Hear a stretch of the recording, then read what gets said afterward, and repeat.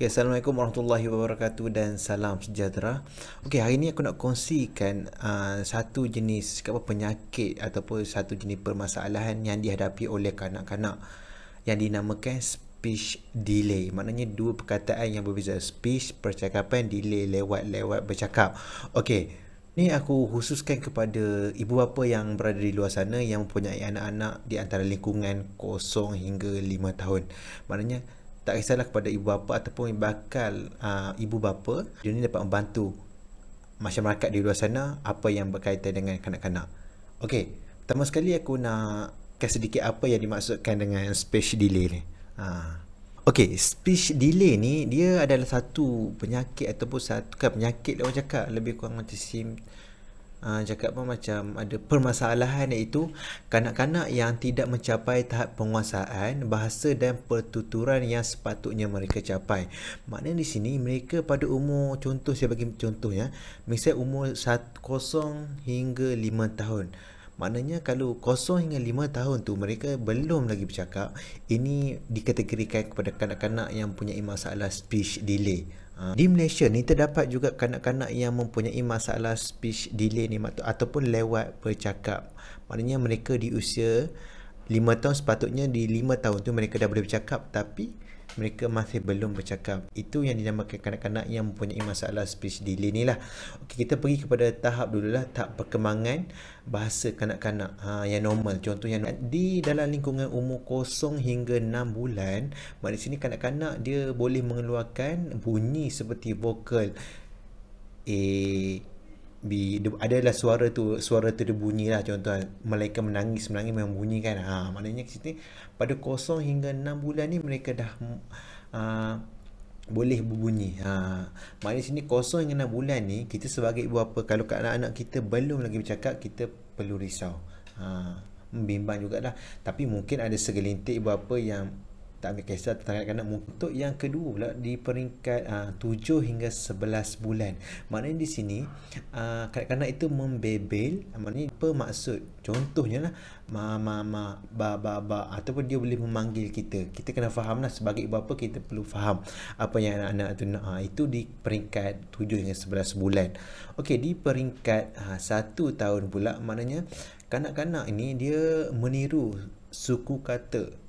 Maknanya dia boleh menyebut suku kata.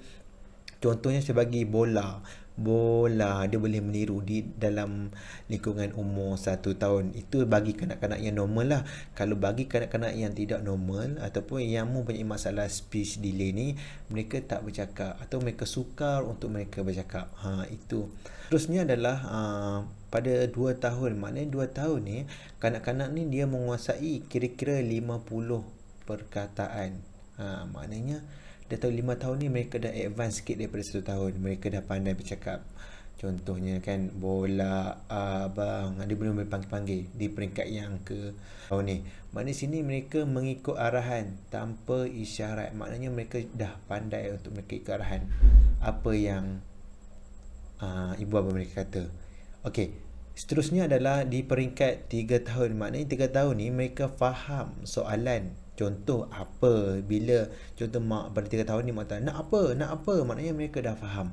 Mereka akan jawab dengan bahasa mereka dah. Di peringkat yang 3 tahun ni kanak-kanak selalunya kadang-kadang kanak-kanak teriak kan, ibu bapa tanya nak apa, maknanya mereka faham apa yang kita tanya pada mereka.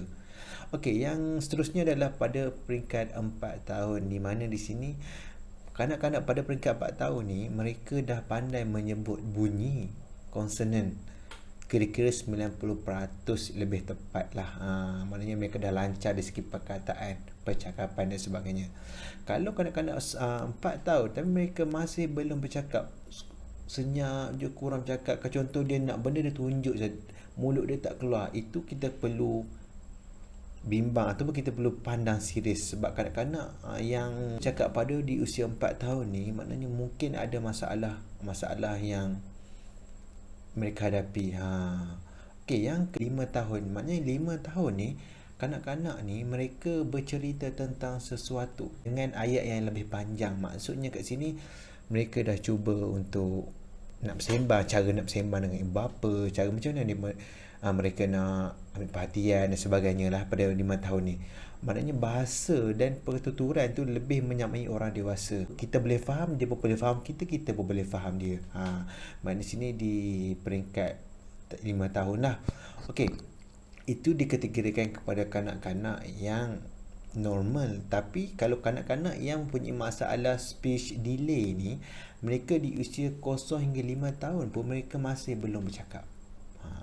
Atau mereka diam je. Sebagai ibu bapa, kita kena pantau anak kita. Maknanya anak kita ni bercakap atau tak, senyap je kan. Kena pandang serius. Masalah kanak-kanak ni kita tak tahu. Macam umur 0 hingga 5 tahun mereka tak tahu. Kita nak diagnosis. Okey, pesanan saya di luar sana, ibu bapa balik nanti ataupun yang berada di rumah, cuba tengok anak kita boleh bercakap atau tidak lagi.